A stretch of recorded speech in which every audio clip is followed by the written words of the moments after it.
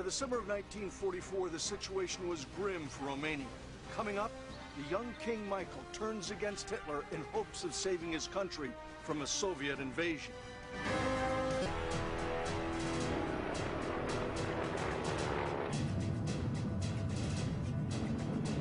Now all the refineries in the rich Ploesti cluster were damaged or knocked out. Each plane and each man helped to shorten the war. 24 April 1944. Bill Feely, Paul Swearingen, and the rest of B-24 Liberator Destiny Deb's crew bailed out over enemy territory in Romania.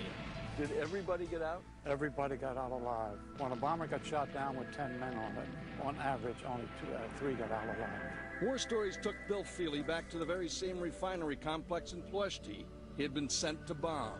When you get on the ground, you rip off your parachute. Right. Take off your harness. Right. Were you immediately surrounded at that point? I was surrounded by farmers and little kids, and there's a woman in front of me. She lunged toward me. There was a man behind me. She started to beating on him, stopping him from doing something. And I slowly turned around. Here's a man with a 3-foot axe over his head, ready to plant it in my skull. She stopped him and saved my life. Feely later found out the farmer had lost 2 children during an American bombing mission. And I didn't have enough guts to tell him I was on that raid. Feely and Swearingen were interrogated by a Romanian officer and eventually joined some 600 Allied prisoners of war in a camp in Bucharest. What's the living condition like? I'm having lice crawl up my nose and in my ear and many other places. The worst thing is we didn't get a lot of good food. I still remember the day I got a piece of jawbone in my soup, complete with teeth. Is this the prison camp that had belonged to King Michael's regiment? Yes, right. Is that where he came to visit? Yes. He came in there and he says, I cannot visit you anymore because of the situation we have here with our occupiers. I wish I could do something, but I can't. He did provide enough money to give each POW 10 cigarettes a day. They were well received by all the POWs who felt very kindly about King Michael.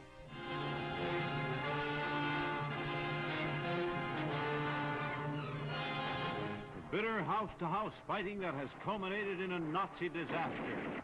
Stalin's dream of a communist empire was fast becoming reality as his Red Army crushed Hitler's troops and swept into Eastern Europe. Over 2 million Soviet troops now exacted fierce revenge on anyone who'd cooperated with Hitler.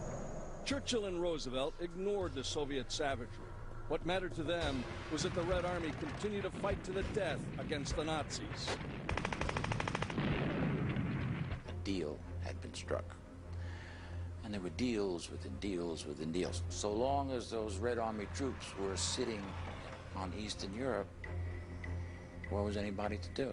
Washington was not in any deep and sustained way planning for the post-war period or alive and sensitive to what would be Russian ambitions to take over, occupy, and create a communist buffer. Joe Stalin, when he talks to FDR, says, oh, it's going to be no problem. We're going to restore democratic states in Eastern Europe, and then the Red Army will go home. Simple. William Donovan, head of the OSS, says, I don't believe him. Donovan was highly suspicious and desperately wanted to expose Stalin. Little did the spy master know he'd soon get his chance. By August 23rd, 1944, the Soviet army was massed on the Romanian border, and there was nothing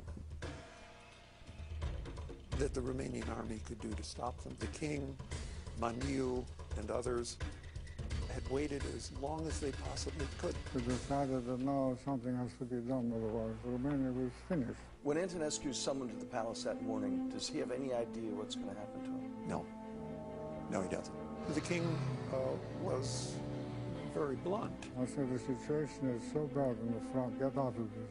So he said, no, I'm not doing that. I gave my word to Hitler. And I think Antonescu thought he was not serious. Bluffing. Bluffing. I said, well, I'm very sorry. I've got nothing else I can do. I got 3 NCOs. The door burst open, and the 3 of them come in and put their hands on him. Antonescu was stunned at his arrest. Antonescu turned around and spat at me. And said, tomorrow you'll all be hanging in the square outside. What was the German response? They stuck us, they came.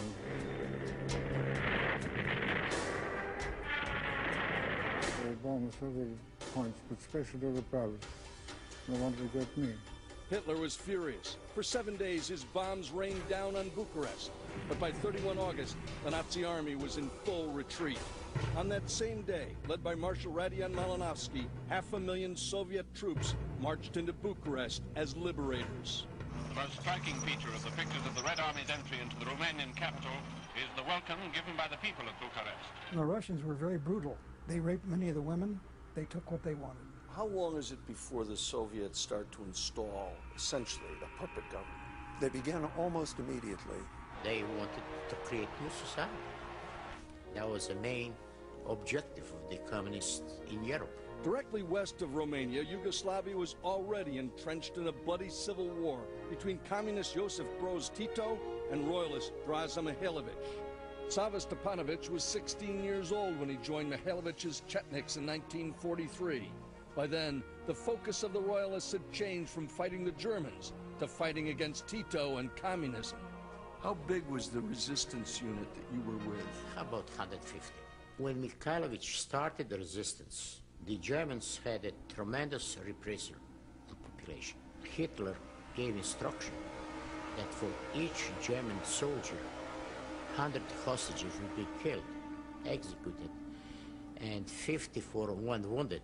Yugoslavia can only be described as a political 8-ring circus. You had Tito heading up the communist partisans who were in opposition to the non-communists known as the Chetniks, who were initially supported by Great Britain and the United States, but later lost their support. Meanwhile, Adolf Hitler is saying, what I'm going to do is kill everybody there if I have to. Tito wasn't fighting the Germans. He was fighting Mihailovich. That's what he was fighting Mihailovich.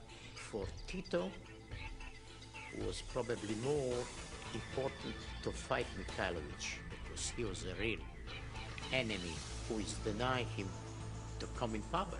Like Romania, Yugoslavia was tangled in a web of opposing political ideologies. Both would fall behind the Iron Curtain, their people subject to decades of brutal communist regime. There's more war stories from Eastern Europe just ahead on the Fox News channel. Stay with us. To the Allied cause, even if it was given at the 11th hour. On 23 August 1944, King Michael and the Romanian underground ousted Hitler's puppet, Ion Antonescu, in a dramatic coup. We were doing this to try and get out of the war. How do you find out about the coup? I was friendly with this sergeant. You know, he'd come over and says, Pace, Pace, Maduka Casa, Datukia Casa. Translation, I'm going home, and you're going home. Bill Feely, Paul Swearingen, and over 1,000 other Allied POWs were free, but had no way of getting home. We had to devise our own ways of doing it. Colonel Gunn, the ranking officer, of course, was responsible for us. He went to the Romanian military and see if they had any way to get us home. We found this Romanian prince, and he talked Colonel Gunn to crawl into this Messerschmitt 109. And he would fly him to Italy and land at the 15th Air Force. In a German fighter? In a German fighter.